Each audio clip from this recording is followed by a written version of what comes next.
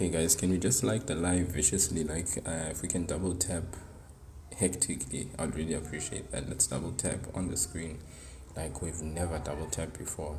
Like, let us aggressively double tap on the screen so that we can get the live visibility on point. So let's double tap aggressively on the screen so that we can get the live visibility going down nicely. Yes, it does need practice. Definitely. Okay. Hey, hello, one and all. It's actually for the longest time, it's been too long, hey? It's been too long. Let's just do this very quickly.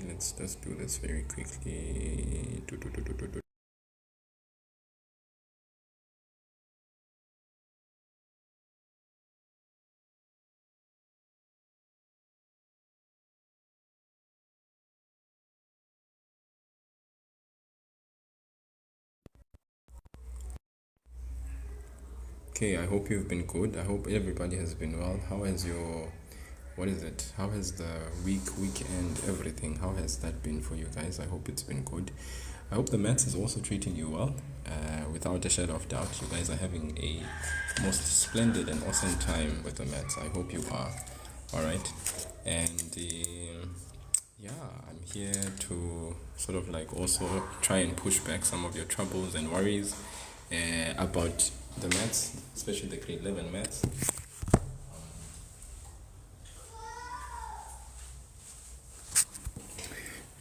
Yeah, please remember, guys, there is nothing that beats practicing the maths, guys. Once you know the concept, please, you must make it a point that there is a term that they refer to as drill. You must drill, yabo. You must drill the concept when you are done. You must drill it very hard, okay? Yeah, drill it very hard, okay? Okay, so what I'm gonna do first and foremost is I want to answer a question that I basically sent in the grade 11 group.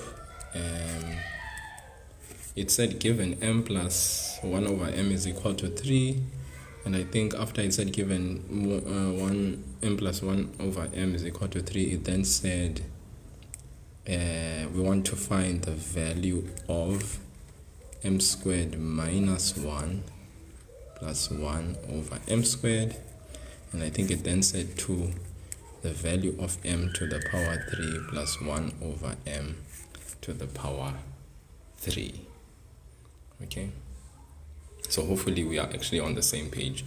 This is what I had basically given as a game challenge once again to the grade 11 group, just to basically find the value of m squared minus 1 plus 1 over m squared, and then also the value, because we want the value as well, of m cubed plus 1 over m to the power 3. Okay, so if this is what we are given, guys, right, you can clearly see that m plus 1 over m, all right, we want the value of m squared minus 1 plus 1 over m squared. So the $1 million question is, how in the world do we utilize the given equation to then manipulate it in such a way? And I mean, when I say manipulate, guys, there's something that we refer to as algebraic manipulation. Okay, and algebraic manipulation has everything to do with for equations, whatever we tend to do on the left, we do on the right. And if you want to understand what I mean by that, take for instance, you were given 2a plus 3 is equal to 6, and then I said to you, solve for a, right? For equations, guys, it's like the drill is like this. 2a plus 3, you want a to be isolated on the right hand side. In other words, we want the value of a. Okay, right now a is not isolated, so usually we will try and get rid of the constant term, the plus 3. So, and the way we do it, we use what we call the additive inverse. So plus 3, okay, its additive inverse is negative 3. So if we say minus 3 to get rid of this 3, it means whatever we do on the left, to ensure that there's a balance in our equation, what we do on the left, we do on the sweet right. So then it leaves us with 2a is equal to 3.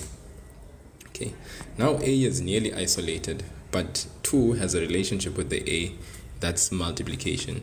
So if we want to now find the value of a, we divide both sides by what? By 2. And the reason why we divide by 2 is because the inverse of 2 multiplied to a is dividing by 2. In other words, 2 times, if you're saying we are dividing by 2, it's the same thing like you are taking the 2 and you're multiplying by half. Okay, this is no different from the 2 that's multiplied to a. We are multiplying that 2 that's multiplied by a. We are multiplying it by half. In other words, we are dividing the 2 that has a relationship with a as multiplied. We divide it by 2. That's the multiplicative inverse. So when we deal with equations, we use that principle of additive inverse and multiplicative inverse. Additive inverse is how we are able to ensure that we get rid of terms that are added or subtracted in an equation. Multiplicative inverse is a way in which we can get rid of terms that are multiplied to a particular what? Variable. So these two things, the additive inverse, I'll call it the AI, and please people don't now infer that this is artificial intelligence. No, AI in the sense that additive inverse plus 3, its additive inverse is minus 3. So what you do on the left, you do on the right. But now we say in maths now, when we speak about solving for a, when we usually shortcut it and we say we take the 3 over to the other side and it changes the sign. But you need to understand that that taking over or transposing of a term on the other side is simply our application of the additive inverse, or what we refer to as the AI. 2. Now that the plus 3 is taken care of and we have a 0 on the left hand side and that 2a is now isolated, you then want to get rid of the 2. What's the relationship of 2 and a? It's multiply. Then what you do to get rid of the 2 that's multiplied to the a is you divide by 2. So we apply something that we refer to as the multiplicative inverse, the MI. So it's the AI and the MI. That's how we are able to get the solution of a being equal to 3 over 2. Guys, I need you to really lock in to this concept of additive inverse and multiplicative inverse, because solving for anything when there's an equation in the mix, we need to be able to know these concepts and apply them well in situations where their application is needed.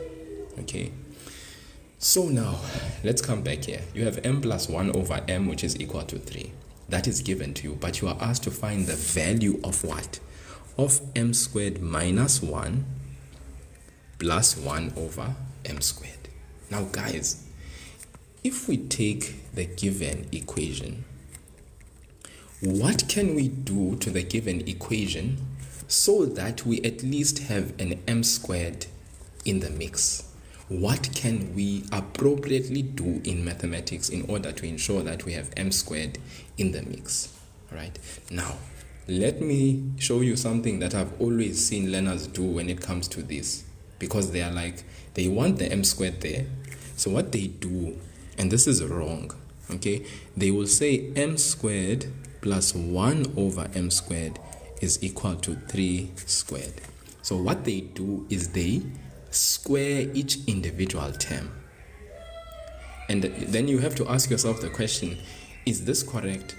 Now some of you will say, yes it is, because sir, what I did on the left was to square. So by squaring this term and then squaring this term, obviously what I've done on the left, now I'm doing it on the right. So this here, guys, is mathematically incorrect. Why? Because we cannot square individual terms on the left hand side and say that we've actually squared everything, right? So the correct approach would be, we take m plus 1 over m and we square it, the entire thing. What we then do on the left is we do on the right. Why are we squaring, guys? It's because we can see that they want the value of the expression m squared minus 1 plus 1 over m squared. How will that be able to appear in any other way than if we take the given equation and square the left-hand side? And remember, for equations, whatever you do on the left, you must do where? On the right-hand side. So that is why we need to square the left and square the right. The next thing that follows, okay, so we've squared properly. You know what I mean? We did not square incorrectly because this here is the wrong kind of squaring. You cannot square individual terms because that's incorrect mathematically. You have to square the entire expression on the left hand side, and that means putting brackets around the entire expression and then saying square. So that's how we square. So this is squared properly, and I want to emphasize that point. 2. Now we need to apply this knowledge that we have. When we've squared something, what does that mean? If there's an addition sign, guys, inside the bracket there are 2 terms. So if there's an addition sign inside the brackets, okay, we have to say that we open what? 2 brackets of what? Of m plus 1 over m. Okay. And then we apply what? We apply FOIL. Okay, we apply FOIL. Some people still do this. They open 2 brackets and they square both sides, which means they show the squaring properly.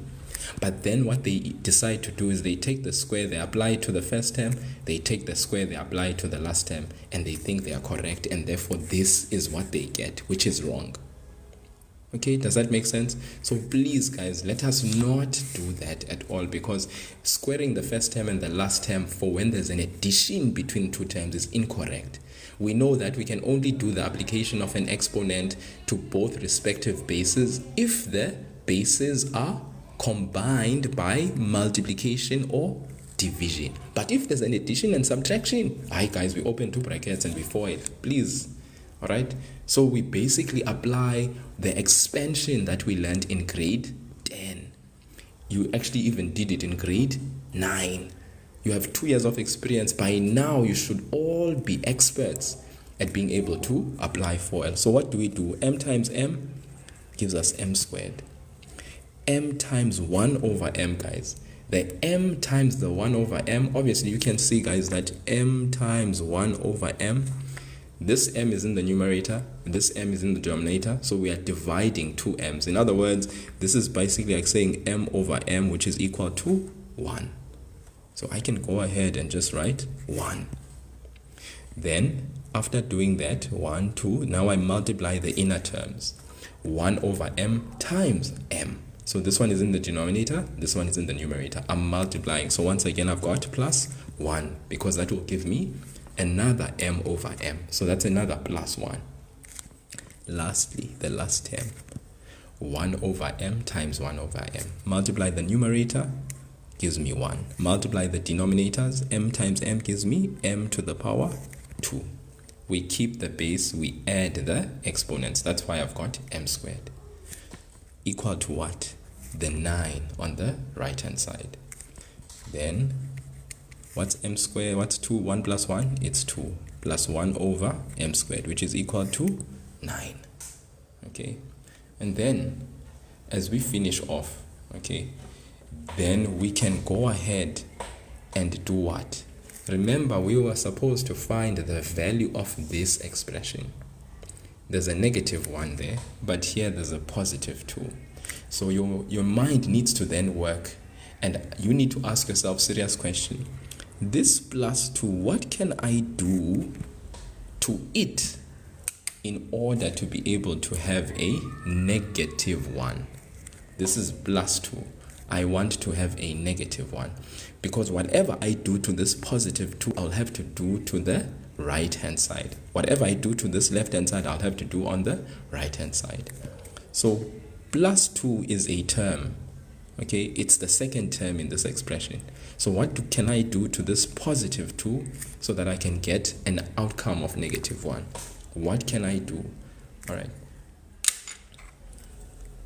So I'm hoping you guys can see that you can actually do what? You can subtract 3 from the positive 2 plus 1 over m squared. And remember, whatever you do on the left with an equation, you have to categorically do on the right hand side. So where does that put us? M squared, the plus 2 minus 3 gives us a negative 1, as we saw with the expression, plus 1 over m squared. What is 9 plus 9 minus 3? It is 6. So what is the value of m squared? Because they wanted the value of m squared minus 1 plus 1 over m squared. What is the value of this expression? The value of this expression is equal to, there it is. There is the value. It is equal to what? To 6. Okay, so this is sort of like us thinking outside the box. Okay, but what guides us is we are given an equation, we can do something to the equation so that ultimately we can find an expression that is of this nature on the left hand side, which will then give us a specific value on the right hand side.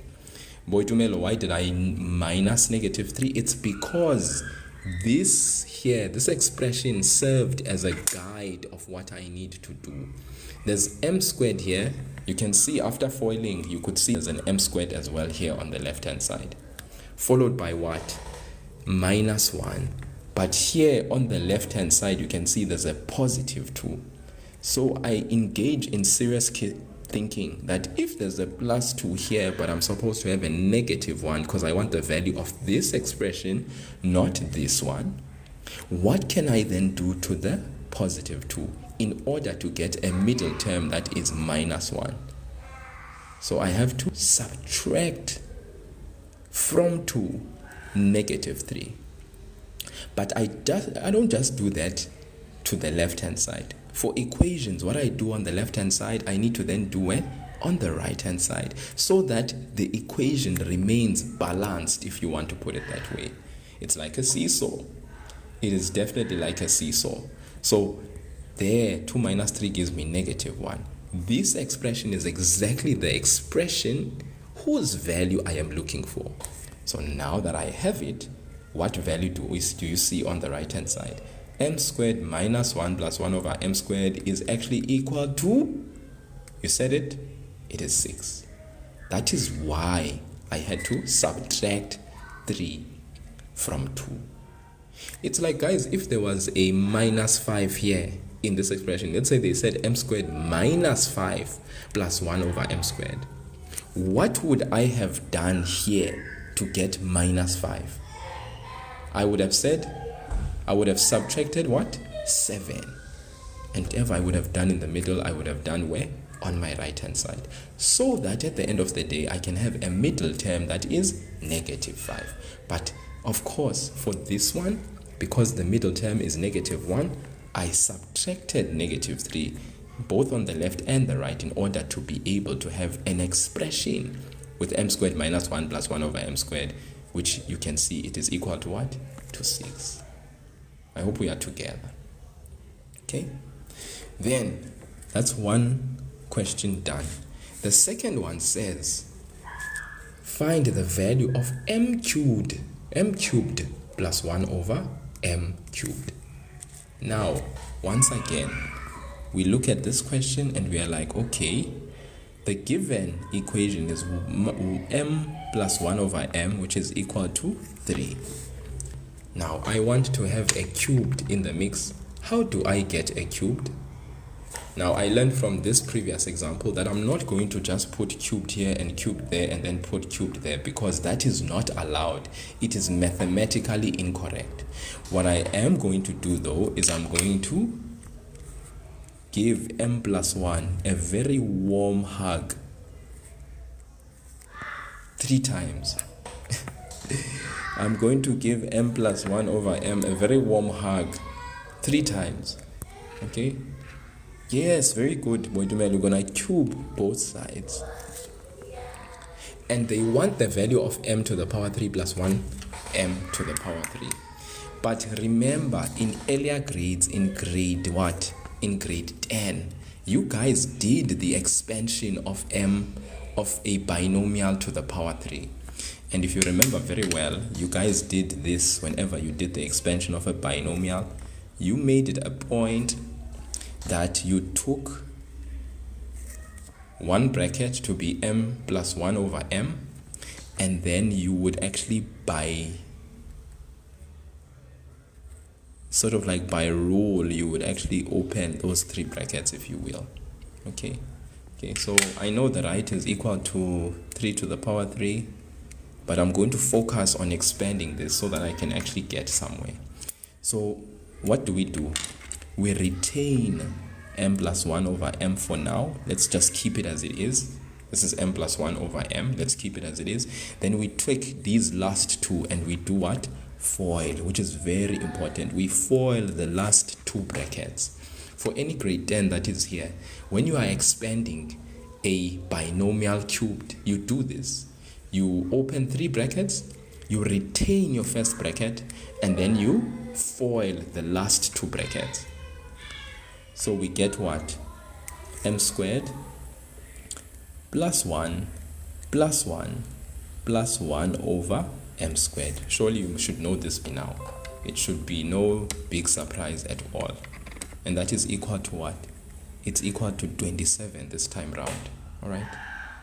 Then we still have m plus 1 over m. And what we then have here is we have m squared plus 2 plus 1 over m squared, which is equal to what? 27. Okay? So hopefully so far we are all good, and the maths is really flowing very nicely. We have no issues or problems as of yet. Now check this out very quickly now. What I then do. So I'm going to foil, because remember then after this,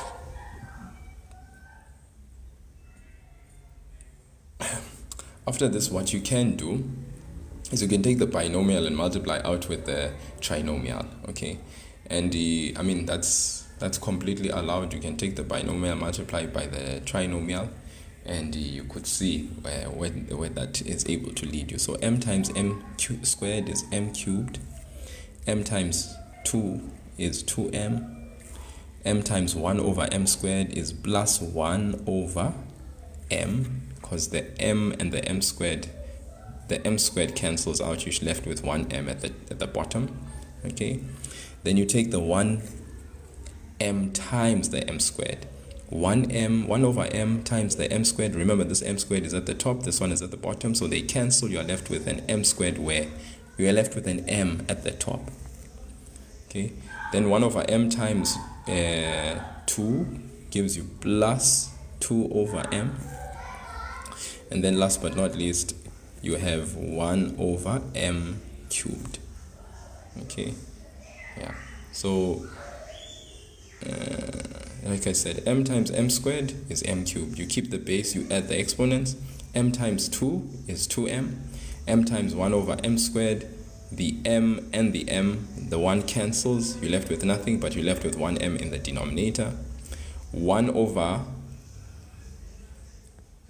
m times m squared, you are basically cancelling the m squared at the top. The 1m at the top. You are left with 1 at the top and nothing at the bottom. So basically that's 1. Okay, so you're left with m. Okay, then 1 over m times 2 is 2 over m. Then 1 over m times 1 over m squared gives you 1 over m cubed. Okay, so hopefully so far we are good. And that's all equal to what? To 27. Now check this out. You can see this m cubed and you can see this 1 over m cubed.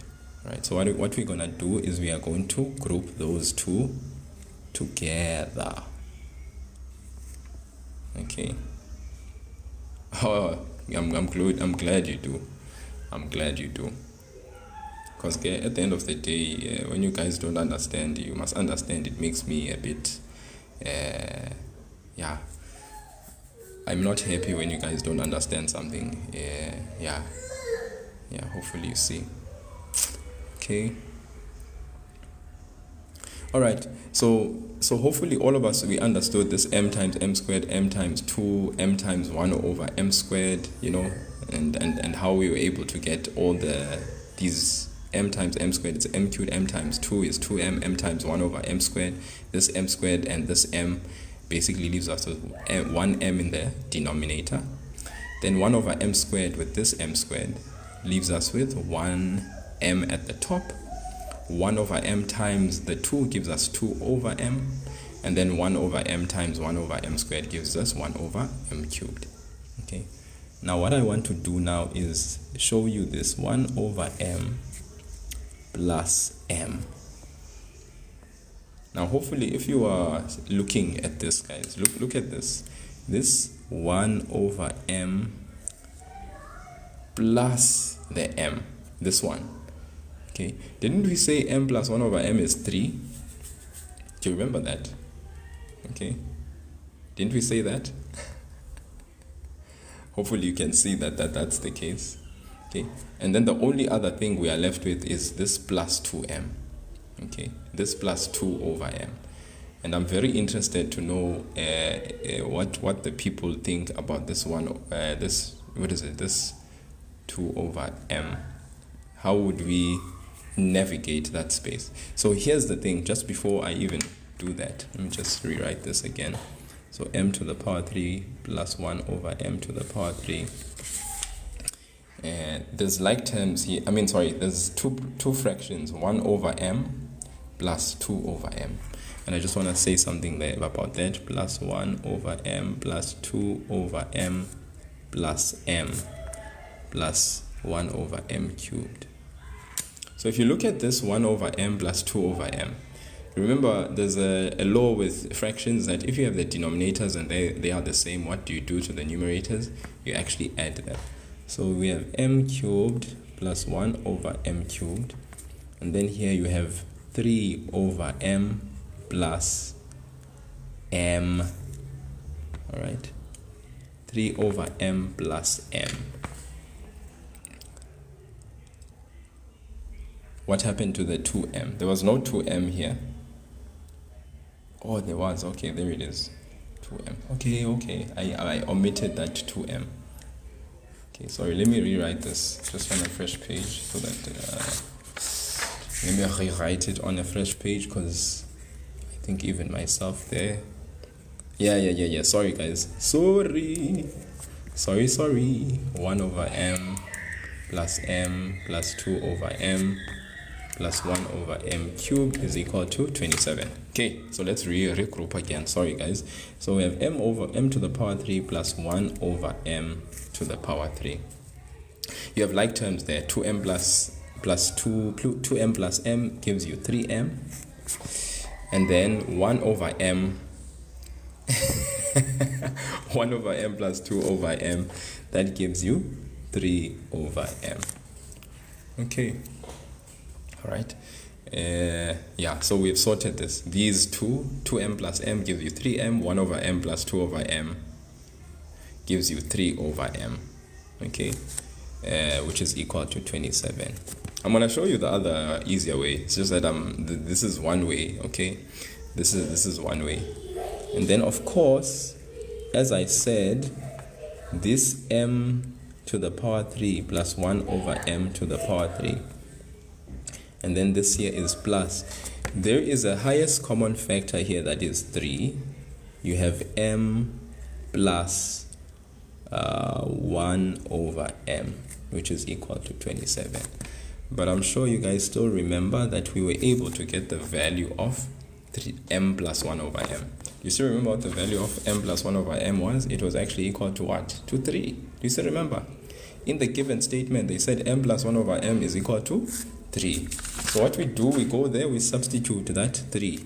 Okay, so m cubed plus 1 over m cubed plus 3 into 3, because this here, it was given to us, it's equal to 3. So what's 3 times 3, guys? What's 3 times 3? Because we're going to transpose whatever 3 times 3 is. It's 9. We transpose the 9 over to the other side. That gives us 27 minus 9. So now we know that m cubed plus 1 over m cubed gives us a sweet answer, a beautiful answer, which is equal to 16.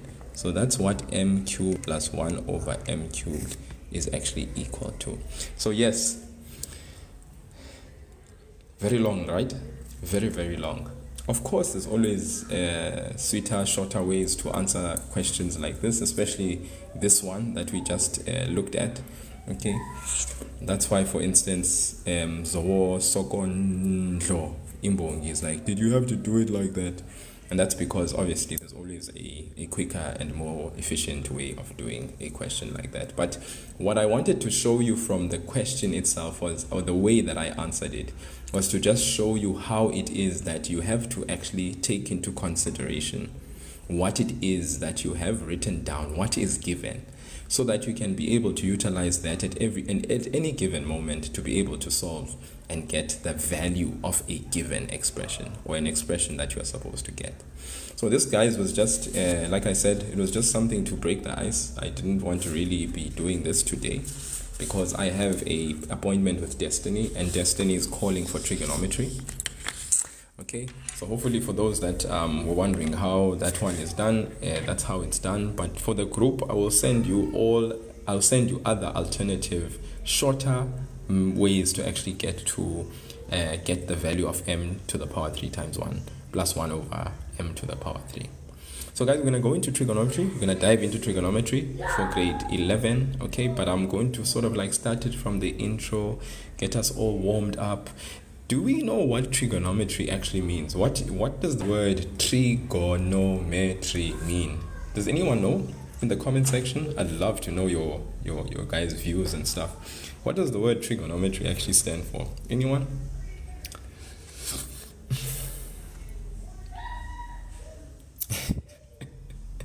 Yeah, Bomanjo, we're speaking the same language. No, definitely. Welcome, Fresh. Good seeing you, by the way. So, trigonometry. Anyone can tell me? What does the word trigonometry mean? Grade 11s. I'm sure here the introduction will have just sort of like a overview, kind of like, the tools that we need. Remember, when you do a particular section of work, you need to know what the tools.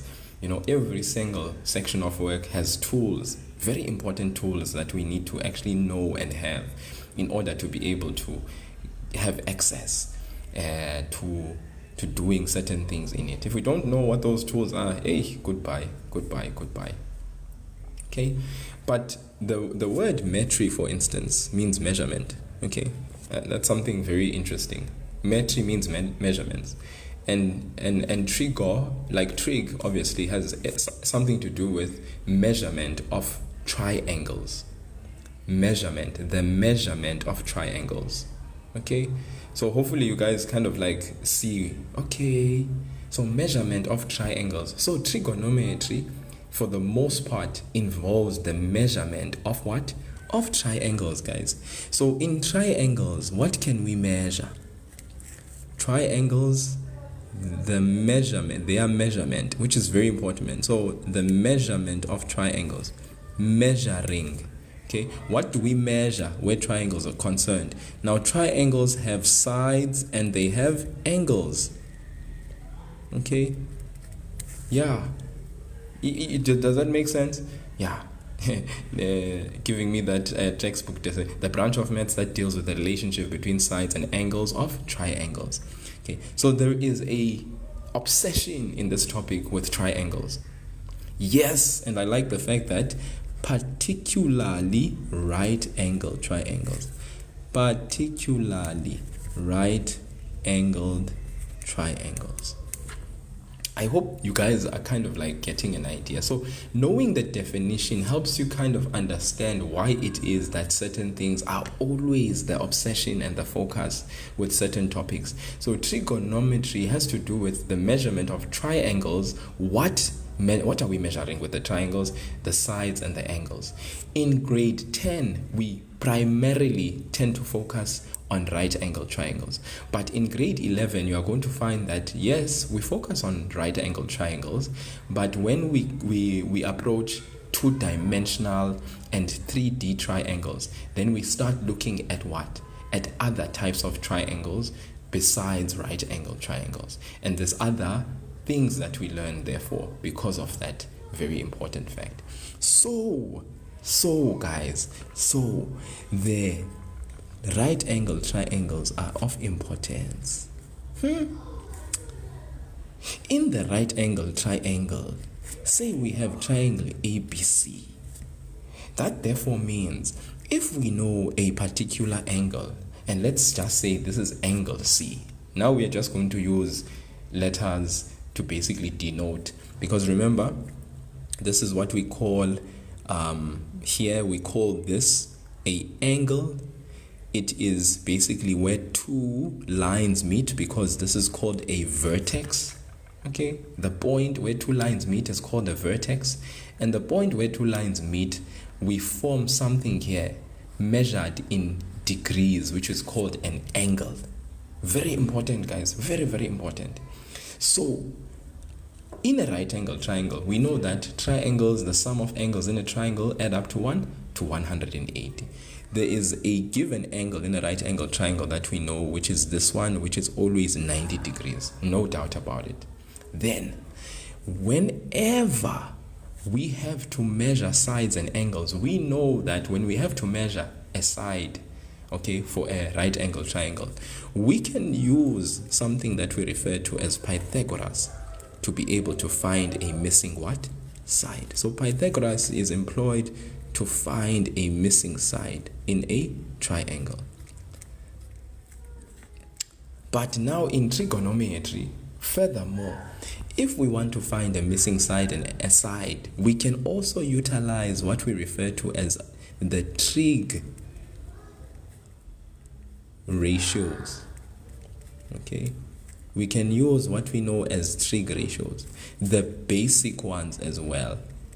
These basic trig ratios are referred to as sine, cos, and tan. SIN, not sin, guys, right? But sine, cos, cosine, tan, tangent. Okay, so when they are complete and full, this is sine, this is cosine, this is tangent.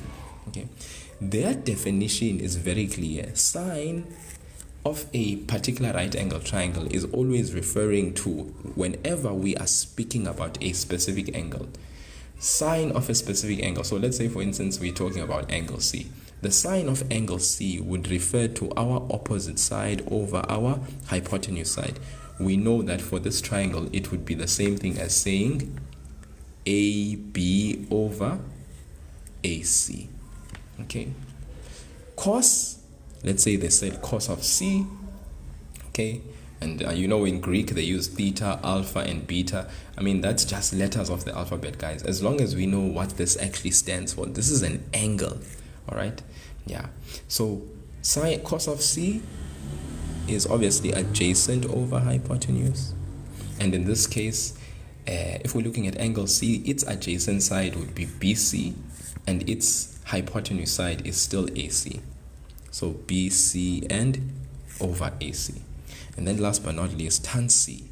If we're looking at tan of angle C, the definition of tan is opposite over adjacent.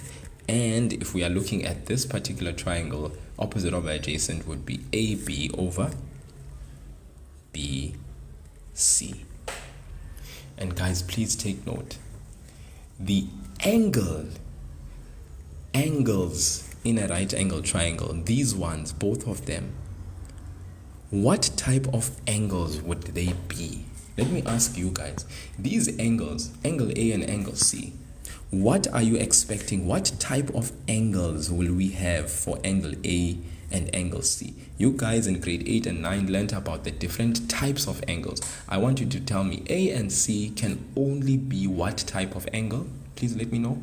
What type of angle would angle A and C be? Yes, Gift. They would be both what? Acute angles. Because inside a right angle triangle, because we already have 90, that is the biggest angle that this right angle triangle can have. Why? Because the angles, they add up to what? To 180. So if it's already right angled, the two other angles can only be what? They can only be acute angles. I hope you guys are like, something else is kind of like being fixed in your mind and you are realizing certain things. Oh, so it has to be acute angles if we are dealing with a right angle triangle. Makes sense, sir. Then I just want to also then say, if the tables were 10 and we are looking at cos of angle A, please tell me what would be the cos of angle A. We know the definition of cos is adjacent over hypotenuse. But I want to ask, yes, Slibo, angles that are acute are angles that are, thank you Slibo for saying that, angles that are acute are angles that are between 0 and 90 degrees. In other words, they are angles less than 90 degrees. They are not equal to 90, they are not equal to 0, but they are angles between 0 and 90 degrees. They are less than 90, but they are greater than 0. Very, very important to note that. Those are acute angles. They are between 0 and 90. Okay, so I was asking about cos. Cos of A here, guys, would be, I know cos by definition is adjacent over hypotenuse. So what would be adjacent over hypotenuse if we're looking at the angle A? Remember, we're no longer looking at the reference angle C. We are looking at the reference angle A. In other words, we are referring to the angle A. So cos of angle A will be equal to, remember I'm saying cos, guys. What is cos first and foremost? What's the definition of cos?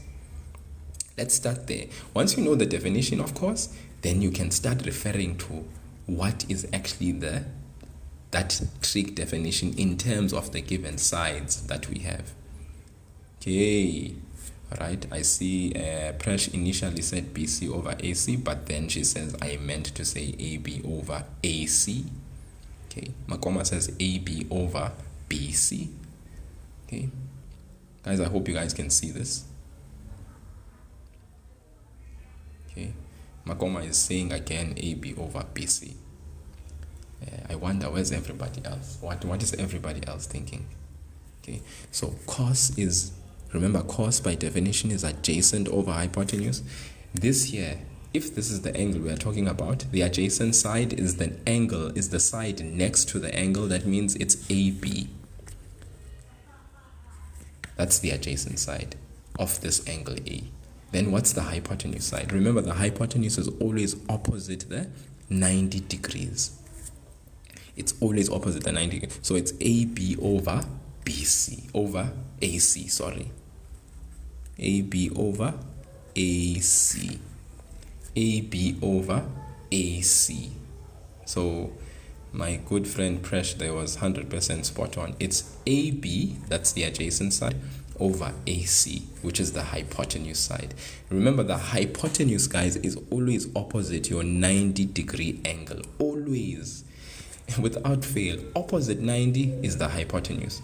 The adjacent side, you always look the angle. For instance, here, when we said cos of angle C, guys, cos of angle C, what did we say? We said cos of angle C, the adjacent side is not AB for angle C. If we are referring to angle C, the adjacent side is BC.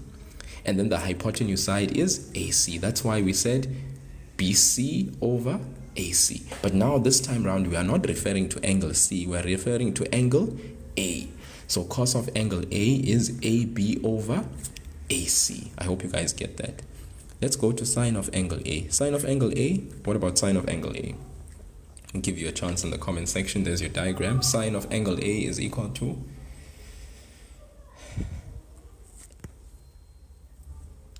sine of angle A is equal to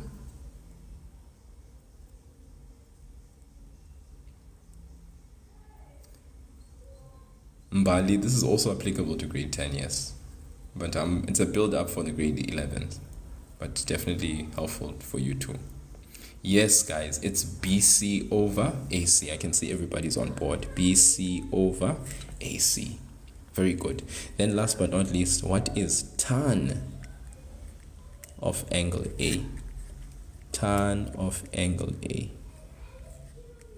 What is tan of angle A equal to? There's the diagram. Tan of angle A.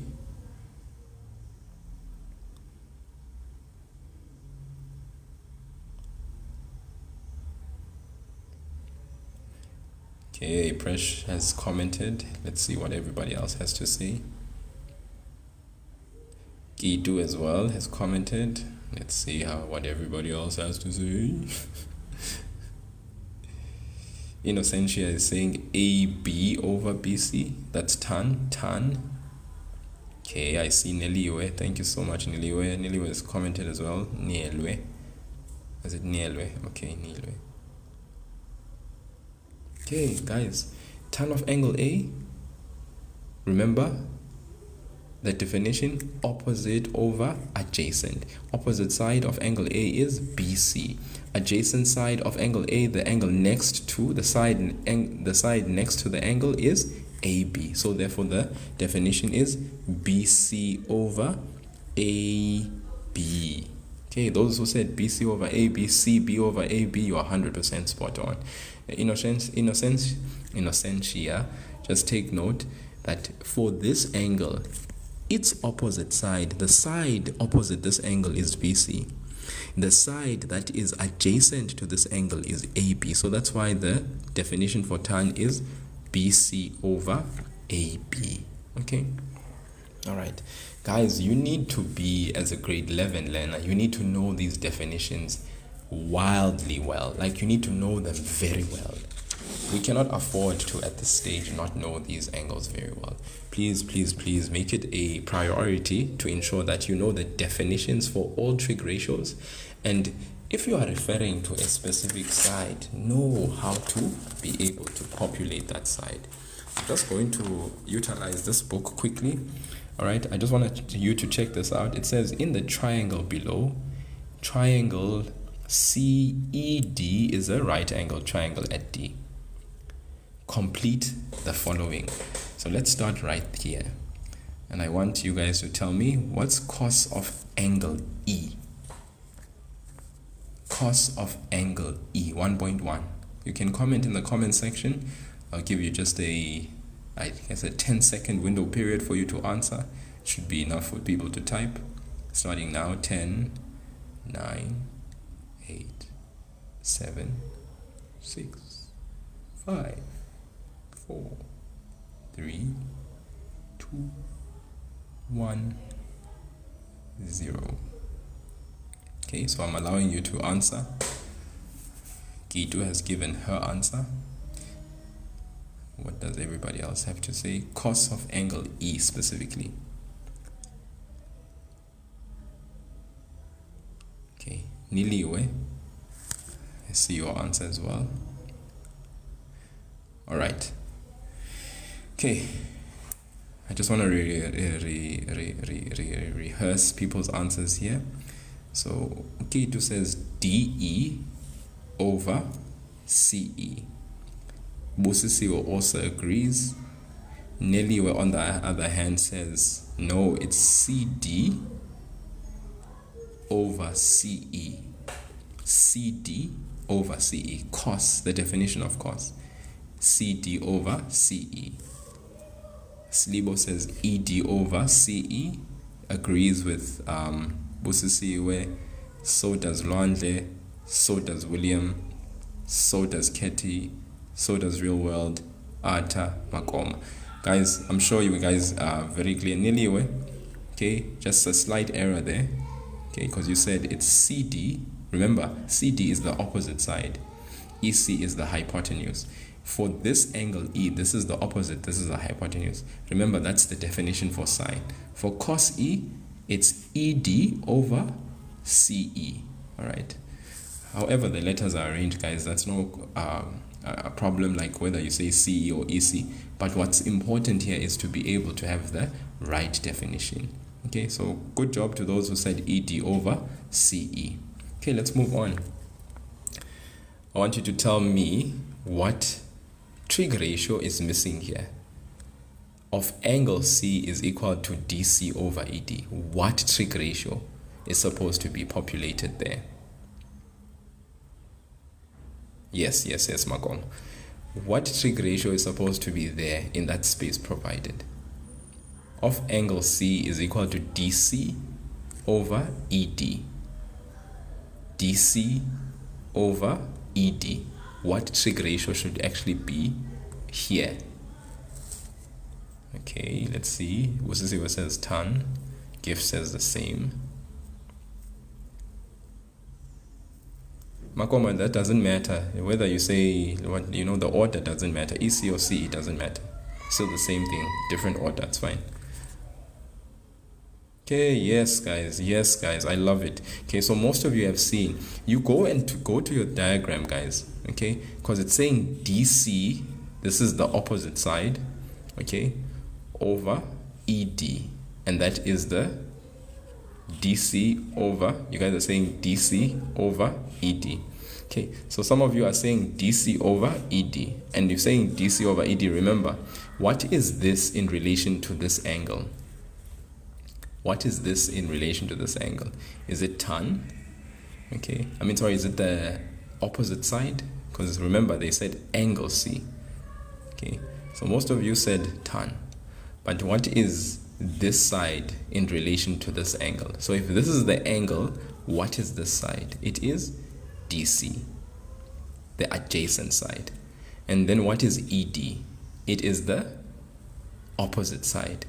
So what is adjacent over opposite? What trig ratio is that? It is actually the inverse of tan, which is, in grade 10 you learned it. It was cot. C-O-T. Makes sense? So this is cot C. Right. Now in grade 11, because this is grade 10 revision, in grade 11 you don't explicitly get tested on the reciprocals, but it's something that you ought to know for yourself. Okay, remember the inverse of sine, okay, the inverse of cos and the inverse of tan. You guys learned that in grade 10. So yeah, and this is revision for grade 10. Okay, I've put it there deliberately. Okay, so please take note of that beautiful development, because it's important. Then this one, sine of 90 minus, in fact, let's hold it right there, because this was just to sort of like get us warmed up. Now I want us to come here. It says, without using a calculator, use the right angle triangle below to determine 1.3. Look at Presh is like jumping in. Is like sine 90. Okay, sine 90 minus E, you are saying it's equal to ED over DC. Okay, 1.3, you're saying sine 90 minus E is equal to, Presh is saying it's ED over DC. ED over DC. Remember guys, if that is 90 degrees, that is angle E. 90 minus E is actually this angle. Alright, hopefully you guys understand that. If that is angle D, that is angle E, and then that becomes, angle C becomes 90 minus E. And I'm going to explain why. Because if you take your triangle, this triangle, angle E plus angle D plus angle C, and you say it's equal to 180 degrees. Okay, and you know why it's 180 degrees. This angle E here, D is 90 degrees. Angle C can be written in terms of E as what? So you isolate the angle C, you transpose the 90 and the E, you get 180 minus 90 minus E. That gives you 90 degrees minus E. So that's just for the benefit of those that may have not known. Maybe some of you knew very well, no problem. But angle C is the 90 minus E. Okay, so that is why if you say sine 90 minus E, you are actually referring to this angle. And what is sine of 90 minus E? In other words, what's the sine of this angle? That's equal to ED over EC. Okay, so that's definitely as Presh has said it, and it's very well done, as well as Gift. Sorry, Gift, I think my restrictions there kind of like omitted to actually record your answer that you actually had there. Okay, All right. So guys, yeah, and let's look at this again here. Isha, what's happening now here? Okay. Live will end. There's a detection of something here. Okay, without using calculator, use the right angle triangle below to determine the value of BC. Without using a calculator, use the right angle triangle to determine the value of what? Of BC. So how do we determine the value of BC, guys? Just in the comment section, what would we do to determine the value of BC? This is a right angle triangle. We are given two sides. We have them. We have 90 degrees. Thank you, K2. We would use what? Pythagoras. So do you guys want to just quickly utilize Pythagoras and let me know what's BC? No, it's definitely not 100, Brett. You'd use the theorem of Pythagoras, and when you do, how would you go about finding the missing side? Okay, Gift says 10. I know, Presh, you were saying 100 as like that's what you got. R squared, or let me say BC squared, was equal to 100. All you had omitted to do was to take the square root on both sides and then write the actual answer, which is 10. So most of you, or at least two of you, have said 10. And yes, guys, if you use the theorem of Pythagoras, remember, what does the theorem of Pythagoras say? It says the square of the hypotenuse is equal to the sum of the square of the other two sides. Okay, yeah. So what would be easy then to do would be to say BC squared is equal to AB squared plus what? Plus AC squared. And you would write the reason. Okay, Pythagoras, and then you'd substitute the values for BC squared. BC squared is what you're trying to find, whereas the other ones,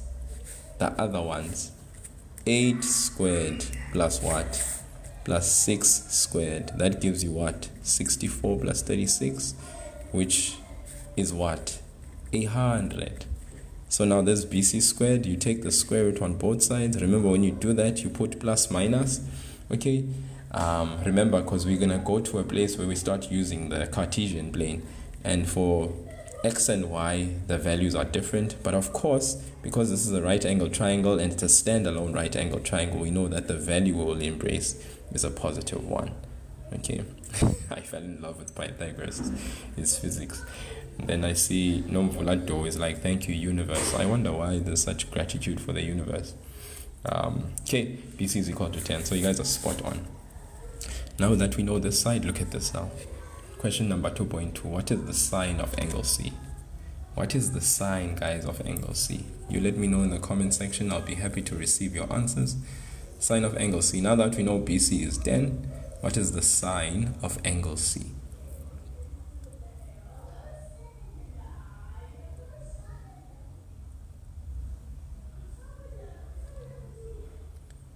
Anyone? The sine of angle C? Okay, so sine of angle C initially, Makoma, is like AB over AC. No, be careful, Makoma. AB over BC, sorry, my mistake. You actually wrote it right, AB over BC. Then when you substitute, it's 8 over 10. Remember, guys, when you substitute, then you need to simplify your answer. Do not leave it unsimplified, because if you say 8 over 10 and that's 8, that's left unsimplified. So you want to simplify your answer, your fraction. If it is you are able to simplify it, remember, you may lose a mark if you don't, so you please go ahead and simplify that answer and you get 4 over 5. No, Lwazi Mulefe, we don't say the arc sine of 4 over 5. We are not solving an equation here. We are not solving theta. We simply want to express what? We want to use the right angle triangle below to determine the value of sine of angle C. We want the value, guys. We are not solving any equation here. Okay. And I just want to suggest that, yes, you would say sine of angle C. You would write that 8 over 10. And then you can go ahead and simplify it as 4 over 5, which is very important. Okay. Yeah, very, very important. Okay, remember you are actually saying that the sine of this angle C is 8 over 10. That is the ratio. That is the ratio that means sine of angle C. It's 8 over 10. But simplified, it's 4 over 5. Alright. They wanted what? The value. Determine the value of cosine of angle C. Okay. Then let's look at this one, guys. They want the value of 5 cos B. The value of 5 cos B. The value of 5 cos B. What is the value, guys, of 5 cos B? I sure hope you guys have your writing stuff out and you are doing the things. The value of 5 cos B.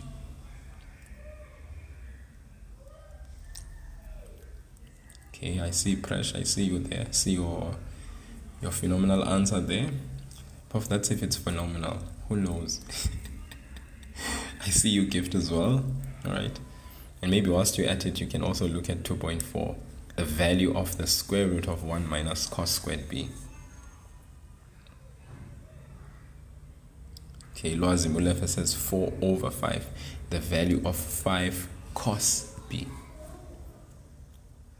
Yes, there is 2.4.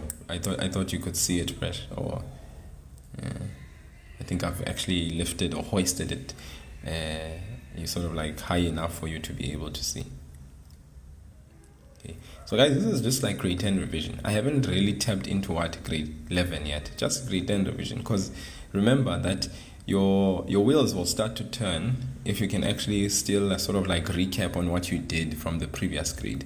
When what you have done in the previous grade is finally settled and you actually know it and you know it well, then that facilitates easy movement in the grade that you are currently in. You know, you cannot overlook or oversee what you did in the previous grade. Okay, I see Gift has also answered 2.4, which we'll look at very quickly after we look at the value, because remember we wanted the value of 5 cos B. So let's check it out, guys. The value of 5 cos B.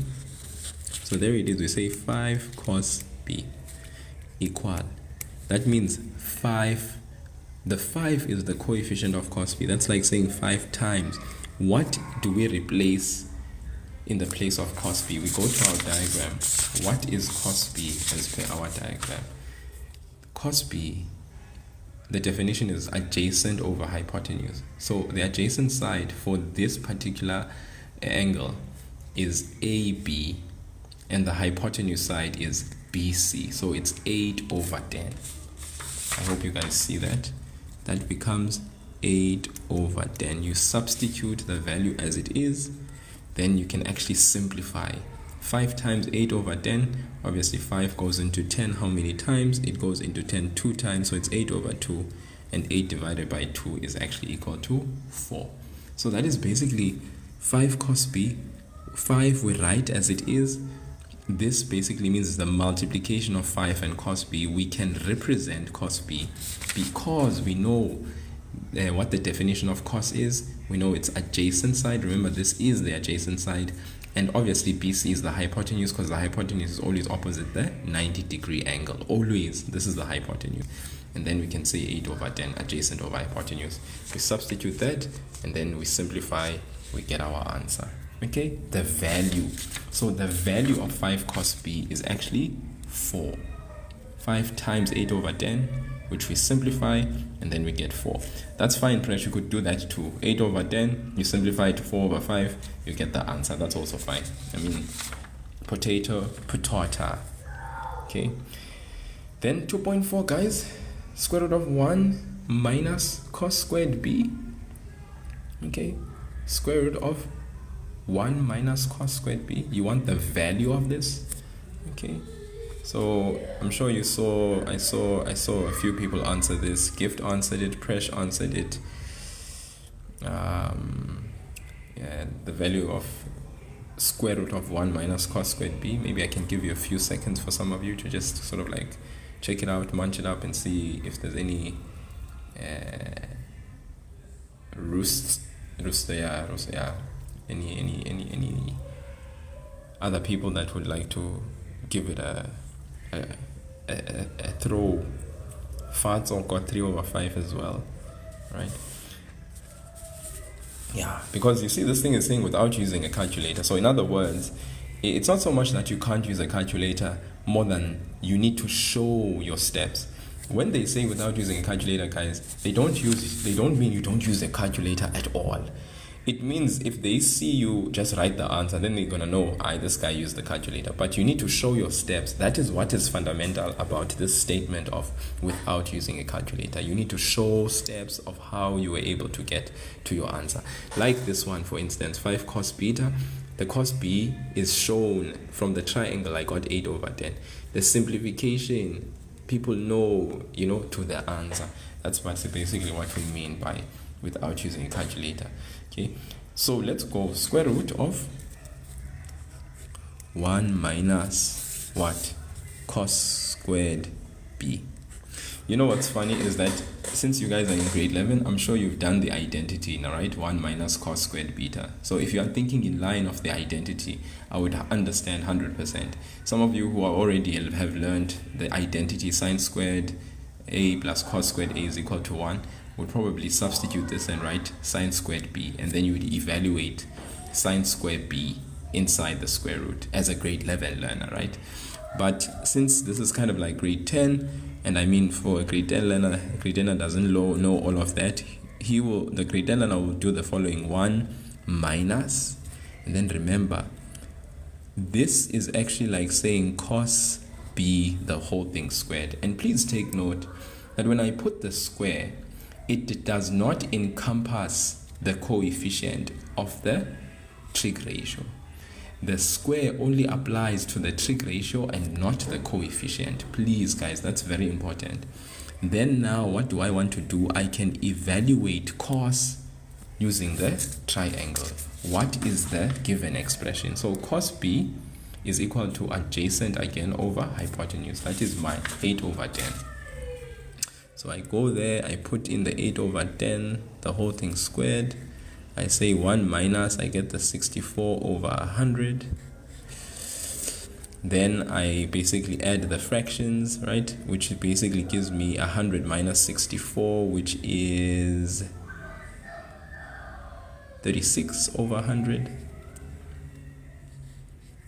And then that 36 over 100 simply gives me the square root of 36, the square root of 100 top and bottom.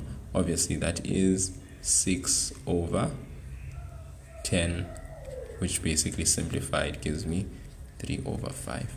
So this is like someone seeing me step by step what I did, because when the square root is in a relationship of division between two numbers, you apply the square root at the top, you apply the square root at the bottom. It's like saying the square root of 36 over the square root of 100.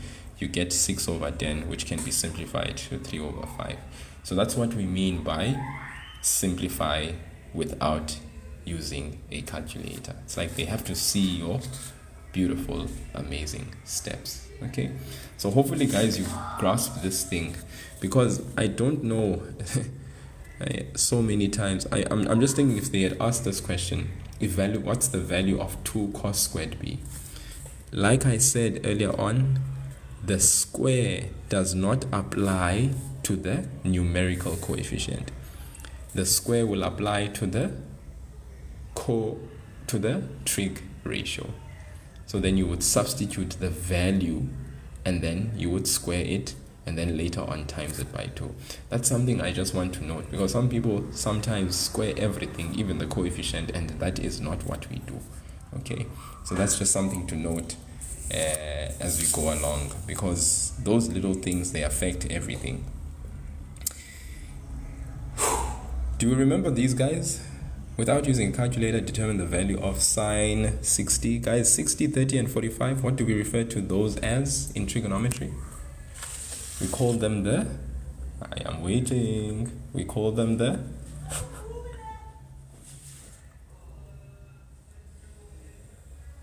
Makoma, you are the one.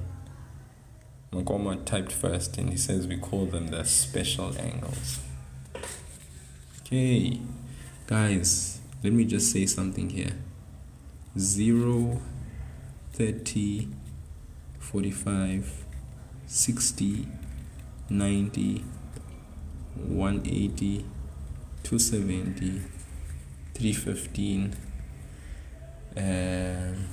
yes, 225 as well, I missed out there, 270, 315,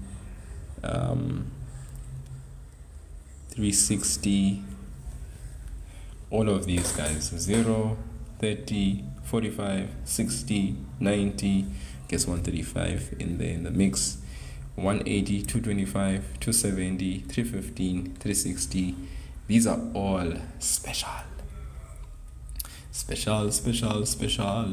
We are all special. These guys are very special. Okay. Special angles. Okay. Yeah. What's beautiful now in grade 11, you don't need to draw that triangle in order to express your what? Your ratios. You don't need to. It's gone. It's in the past. It's a thing of the past. We can simply just use the calculator for the acute angles, which is very nice. So for your 30, 60, for 30, 45, 60, please just simply use your calculators. For your 135, 225, 315, please reduce first. Okay, always reduce first. Don't just use your calculator and express. Please reduce first for these ones. For what? For 135, 225 and 315. Please reduce. And by that, guys, I mean you must reduce using 180 minus, 180 plus, 360 minus. You must first reduce, and you'll know most that when you reduce, whatever falls here is always your what?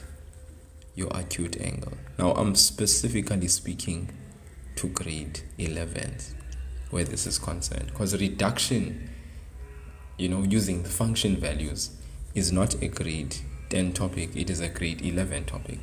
Okay, so 0, 30, 45, 60. High calculator, guys.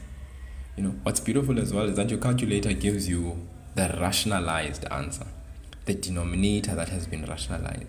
You remember how you in grade 10, let's say if you're given sine 45, you would actually get 1 over root 2, right? Because you would go and utilize that special triangle sham, that one, this one, the 45 degree angle triangle. Do you still remember that one, guys? 1 root 2. You would utilize this and you would basically get your specified ratio using the special triangle. In grade 11, guys, you can just simply use your calculator. If you have sine 30, put it in your calculator. Sine 45, put it in your calculator. 60, put it in your calculator. Don't waste time. Don't waste your breath. All right. And when you use your calculator, obviously now you are going to get root 2 over 2. Why? Your calculator already does the work of doing what? Of rationalizing the denominator for you. Remember, guys, this is root 2. We can't have a square root in the denominator. So your calculator rationalizes your answer so that you get this. This is the calculator. That's what it does. In grade 10, your teachers maybe have been very particular about you actually writing your ratio. But yes, we did this in algebra, in exponents, right? When you were doing surds. So that's why if you use your calculator, you are spot on. Because the assumption is that you guys have already looked at rationalizing of denominators. You did not do this in grade 10, but you did it in grade 11 with exponents and surds. So now you guys are in the position of basically now expressing your answer as a rationalized fraction. So please, like I said, I repeat, 30, 45, 60, calculate. Don't waste any time. Also, 0, obviously. Remember, guys, sine of 0 is 0. Cos of 0 is 1. tan of 0 is 0. So basically 0 is also special for those three basic definitions. I know what sine of 0, cos of 0, and tan of 0 are, not because of anything but my basic trig functions. For sine, if you have sine of theta 0, 90, 180, 270, in my head I see the basic shape of the graph. There's a 1 there, there's a negative 1 there, sine 0 is 0, sine 90 is 1, sine 180 is 0, sine 270 is negative 1, sine 360 is 0. This basic graph is in my head. It has a serious relationship with me, this graph. Because you know why? It's called the mother graph.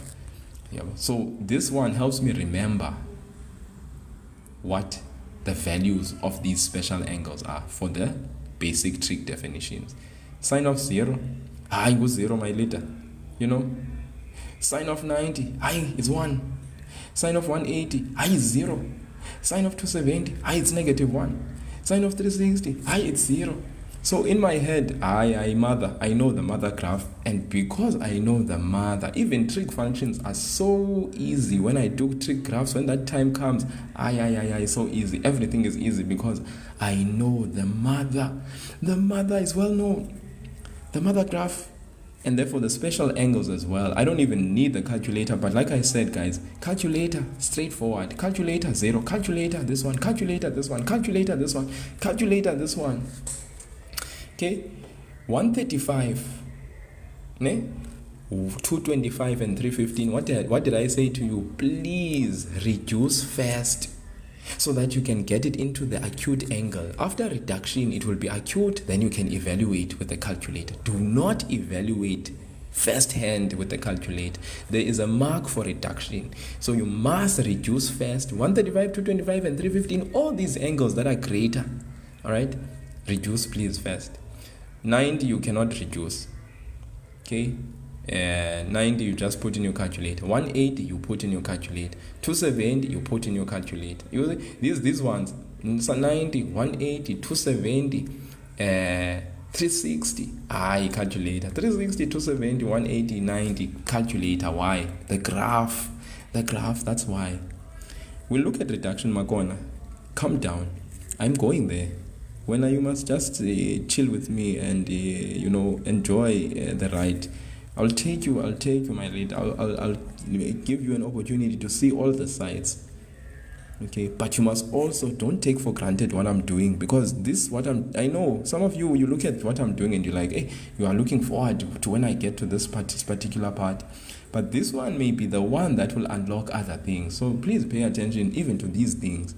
Okay, I'm giving you secrets of life, for free. Yesterday for free. I'll do a reduction, don't worry. I'm glad. So cos, same thing. Cos of 1, cos of 90. Cos of 0, 1. Cos of 90, 0. Cos of negative of 180, negative 1. Cos of 270, 0. Cos of 360, 1. You see? So I see the shape of the graph because I know the values. And this is the mother graph. I know how the mother looks like. Once you know the mother, you'll be able to know the daughters and the sons that come, like 2 cos theta, 3 cos theta, cos 2 theta, the sons and the daughters. That'll be very easy. You won't have a problem with the sons and the daughters. When you know the mother, you won't have a problem. You won't have a problem. 0, 45, 90, 135, 180. So this one for tan, tan 0 is 0, tan 1, tan 45 is 1, tan 90 asymptote. In other words, not able to define. Yeah, you see, okay. When you are with me. So what I'm saying in essence, the calculator for 0, 90, 180, 270, and 360 is effective because you have the graphs to even evaluate why it's just effective to use the calculator. It underscores your reasoning for using the calculator. There is no need for this reduction. But please, 135, 225, and 315, I beg you, reduce first, and then we all will be sweetly well. Okay, so these are the special angles. You see now, no need for diagrams, we just use the calculator. But be careful, 135, 225, and 315, we must reduce. We must reduce. Now, I have finally arrived at that place that you've all been longing for and waiting for. What do we call this, guys? I want someone in the comment section to tell me, what do we call this? 0, we call this, what do we call this? 90, 180, 270, 360.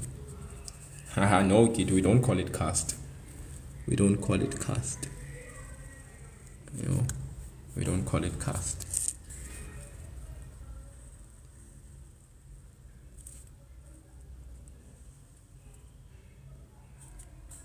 I'm sorry guys, this is not a perfect one, okay? But we call this, guys, a unit circle. It's a unit circle, this one. Then obviously the vertical line and the horizontal line, we call this our Cartesian plane. Sure, unit circle, all right, Cartesian plane. So the unit circle helps us understand why it is that we have 0, 90, 180, 270, 360. Do you remember that thing called a protractor? Protractor. It was kind of like semicircle vibes, that protractor thing. It started here at 0. It went on to 90. It went to 180. And this is what we refer to as the anti-clockwise direction. Most the clock moves this way, but this is anti-clockwise, the opposite direction, you see. So this is a unit circle. This is the Cartesian plane. On our Cartesian plane, we divide it to quadrants. This is called the first quadrant. Understandably so, because we are moving from 0 to 90. This is our start. This is called the second quadrant. 90 to 180. It is our second part. Second quad. Quad means, you know what quad means, eh? Quad means 4. 180 to 270. Third quad. 270 to 360. Fourth quad. Make sense? All right. Now here, in the first quadrant, we say that all trig ratios are positive. And there's a reasoning why we say all trig ratios are positive there. Because, please just think with me a little bit here. If I, from the center, draw a line, which we refer to as the terminal arm. For the circle, this is called a what? A radius. Ooh, my goodness. For the circle, this is referred to as the, from the center to the circumference, we call this the radius. We can complete in that unit circle a what? A right angle triangle. Hey. Our base of the triangle represents our x values. And I'm sure you can see that on the Cartesian plane, the x values on this side are what? Remember, this 0 is representing the x and the y values. Positive x values, positive y values. So of course here, the values of y are positive, the values of x are positive. The radius, on the other hand, it needs to be said from the beginning that the radius, or in this case r, is always positive. Doesn't matter what quadrant we are talking about. R is always positive. Are you with me, guys?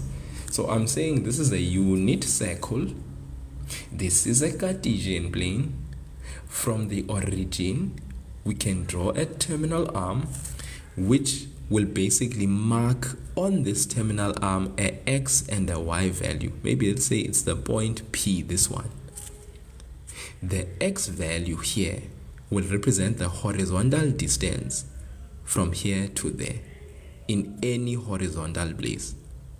Then the y value will represent the y vertical distance from top to bottom. Most remember, when you did what you might call functions, you would say, if you wanted a distance that is vertical, you would say y top minus y bottom. But then when you wanted a horizontal distance, you would say x right minus x left. So hopefully you guys also really appreciate the fact that, oh, this is really a representation of the y distance, and this is really a representation of the x distance. And whatever the x value is at this point, obviously the distance will be from this point to the origin. So it's x right minus this 0 value, which basically gives you the actual distance. The same for y. And then of course r is the hypotenuse, the radius, the hypotenuse. Hence we say when we want to find a missing side for that particular right angle triangle, we can use what? Pythagoras. R squared is equal to x squared plus y squared. Now I want to get to something else. When we go to cast, and I like the fact that you guys mentioned cast. So in light of this unit circle, we say in the first quadrant, A, it means all trig ratios are positive. In the second quadrant, sine is positive. The third quadrant, tan is positive. And in the fourth quadrant, cos is positive. And therefore, of course, because all trig ratios are positive here, sine is positive here, tan is positive here, and cos is positive here, you said it very well. Look at your boy BK. He says all stations to Cape Town. I know some people remember this in very different and varying ways. Some say all students take chemistry.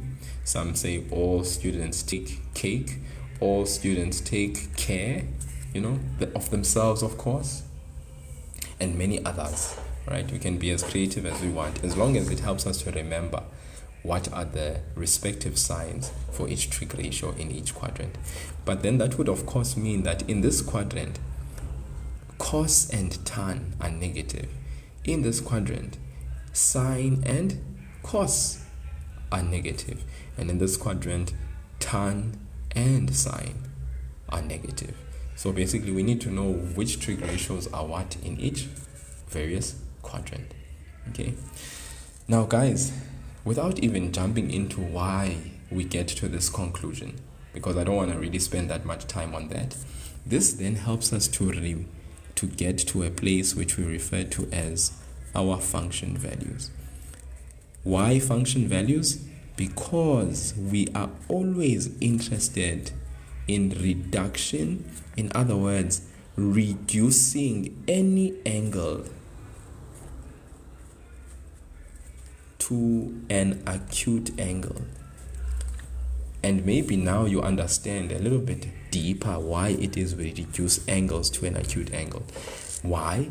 Because do you remember what I said about a right angle triangle? A right angle triangle, guys, the 90 degrees is certain, but the other two angles will always be acute. So therefore, our mission is to always reduce angles that are not acute and make them that they become acute. How do we do that? We achieve that first and foremost by using our function values. Our function values are basic and they are the following. We have in the unit circle 0 to 360, because that's where we want to always operate. We do not want to operate beyond one unit circle. We want to always be in the realm of the first unit circle. So we have the first function value, which is 180 minus, second one is 180 plus, and the third one is 360 minus. Now guys, I don't want to spend that much time as well, spending time asking you guys which quadrant is negative. I'm sure you guys have probably learned that at school, and you've learned it hard and long enough. Okay, so for instance, if I am looking at sine theta, let's look at 180 plus, look at 180 minus, and look at 360 minus. Let's look at it per category, and then maybe we can check if we have sine of 180 minus theta.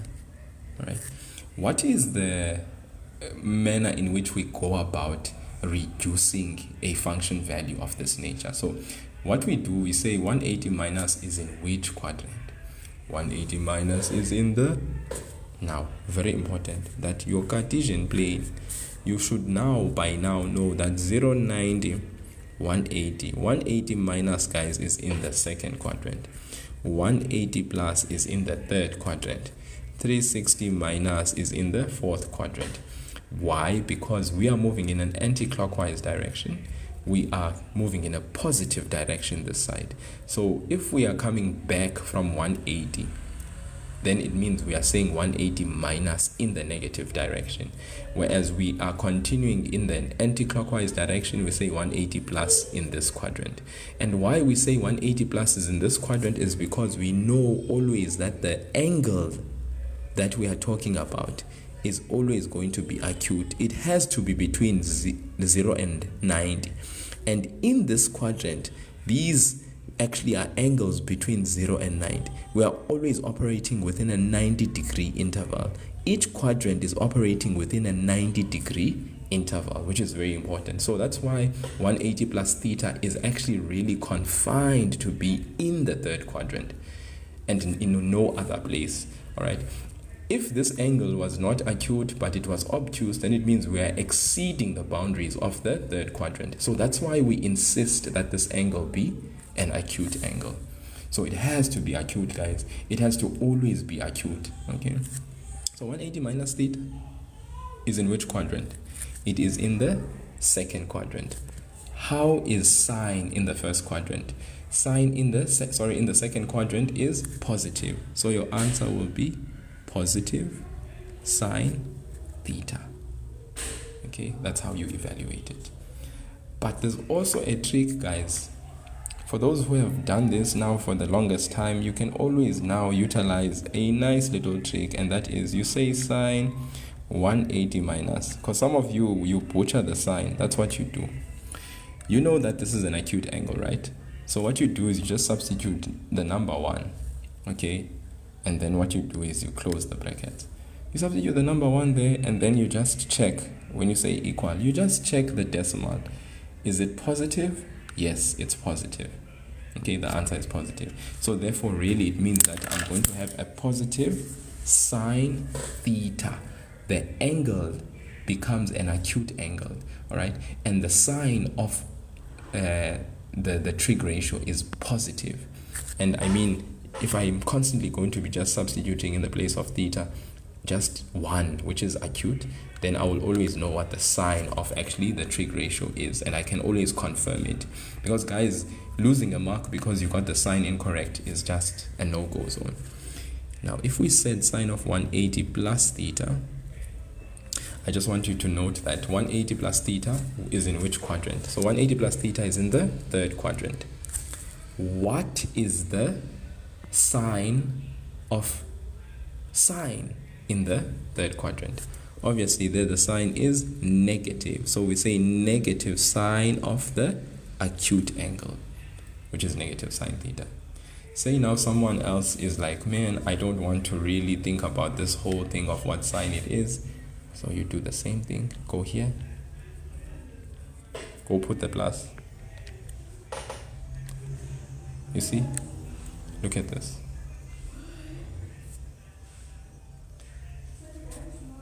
So you have a negative and you know it's negative.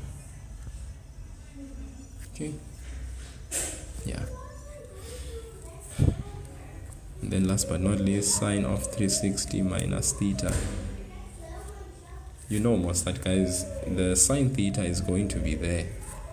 But the question is, what sine is sine of 360 minus theta? Now, sine of 360 minus theta is in the fourth quadrant. How is sine in the fourth quadrant? It's obviously negative. Okay, but then, like I said, if you guys don't really want to think about the whole quadrant thing, you can always just go to your beautiful calculator, put in 360, make sure the minus is there, check it out. What is the sign? Oh, look at it, the output is negative, so that means we're going to have a negative sine theta. So you could actually evaluate these simply by utilizing your calculator and not putting much thought about the different quadrants. You could do that with cos, you could do that with tan. These are the function values. Okay, guys, I'm not going to really spend time on this too much. You can do the cos one and check 180 minus 180 plus 360 minus. You can do tan, check out the 180 minus 180 plus 360 minus. You will always be able to yield the answers that you need, and your calculator is always there to make you verify the sign of each trig ratio. What I want to now check is something a bit different, which is not your function values but your co-function values. But before I do that, I'm going to actually take a break. Guys, I need to go and make something for my kids very quickly. So we're going to take a bit of an ad. I'm going to actually close the live. I'm going to end it.